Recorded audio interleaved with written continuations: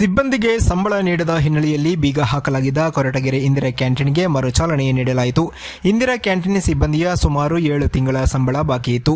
ಇದೀಗ ಸಂಬಳ ನೀಡಲು ಕ್ರಮ ವಹಿಸಿದ ಹಿನ್ನೆಲೆಯಲ್ಲಿ ಕ್ಯಾಂಟೀನ್ಗೆ ಮರುಚಾಲನೆ ದೊರೆತಿದೆ.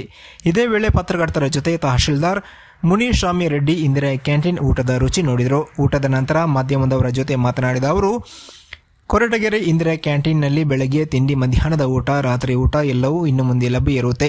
ವಿದ್ಯಾರ್ಥಿಗಳು, ಸಾರ್ವಜನಿಕರು ಎಲ್ಲರೂ ಕೂಡ ಇದರ ಉಪಯೋಗ ಪಡೆದುಕೊಳ್ಳಬಹುದು ಎಂದು ತಹಶೀಲ್ದಾರ್ ತಿಳಿಸಿದರು. ವರದಿ ಮಂಜುಸ್ವಾಮಿ ಎಂಎನ್, ಕೊರಟಗೆರೆ.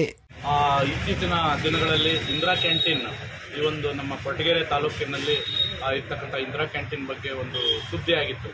ಅಂದರೆ ಏನಂದರೆ ನಮಗೆ ಸ್ಯಾಲ್ರಿ ಕೊಟ್ಟಿಲ್ಲ, ಸಂಬಳ ನೀಡಿಲ್ಲ ಅಂತ ಸಿಬ್ಬಂದಿಗಳು ಇದನ್ನು ಮುಚ್ಚುವಂಥ ಹಂತಕ್ಕೆ ಹೋಗಿತ್ತು. ಈ ದಿನ ಇಂದಿರಾ ಕ್ಯಾಂಟೀನ್ಗೆ ಭೇಟಿ ಕೊಟ್ಟು ಮತ್ತು ಈ ಮಧ್ಯಾಹ್ನದ ಊಟವನ್ನು ಕೂಡ ಮಾಡಿದ್ದೀವಿ. ಎಲ್ಲ ಚೆನ್ನಾಗಿತ್ತು. ಎಲ್ಲ ಸಿಬ್ಬಂದಿಗಳನ್ನು ವಿಚಾರಣೆ ಮಾಡಿದ್ದೀವಿ.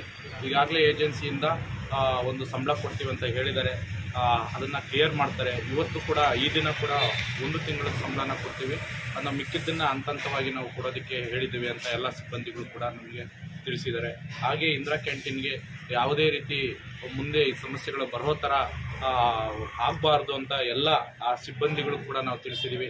ಹಾಗೆ ಪಟ್ಟಣ ಪಂಚಾಯಿತಿ ಎಲ್ಲ ಸಿಬ್ಬಂದಿಗಳು ಕೂಡ ಹಾಜರಾಗಿ ಅವ್ರಿಗೂ ಕೂಡ ಇದನ್ನು ನಿರಂತರವಾಗಿ ಅದನ್ನು ನೋಡಿಕೊಂಡು ಪರಿಶೀಲನೆ ಮಾಡಿ ಯಾವುದೇ ರೀತಿ ಮುಂದಿನ ದಿನಗಳಲ್ಲಿ ಸಮಸ್ಯೆ ಆಗಬಾರ್ದಂತ ನಾವು ತಿಳಿಸಿದ್ದೇವೆ. ಈ ಒಂದು ಇಂದಿರಾ ಕ್ಯಾಂಟೀನ್ಗೆ ಈಗಾಗಲೇ CCTVಯನ್ನು ಅಳವಡಿಸಿದ್ದೀವಿ. ಶುದ್ಧ ನೀರಿನ ಕುಡಿಯುವ ನೀರನ್ನು ಕೂಡ ವ್ಯವಸ್ಥೆ ಮಾಡಿದ್ದೀವಿ. ಹಾಗಾಗಿ ನಮ್ಮ ಎಲ್ಲ ಸಾರ್ವಜನಿಕರು ಕೂಡ, ನಮ್ಮ ತಾಲೂಕಿನಲ್ಲಿ ಇರ್ತಕ್ಕಂಥ ಎಲ್ಲ ಸಾರ್ವಜನಿಕರು ಈ ಇಂದಿರಾ ಕ್ಯಾಂಟೀನ್ನ ಏನು ನಮ್ಮ ಸರ್ಕಾರದಿಂದ ಸೌಲಭ್ಯ ಕೊಡ್ತೀವಿ ಅದನ್ನು ಬಳಸ್ಕೊಳ್ಬೇಕಂತ ನಾನು ಎಲ್ಲ ತಾಲೂಕಿನ ಜನತೆಯಲ್ಲಿ ನಾನು ಮನವಿ ಮಾಡ್ತೀನಿ.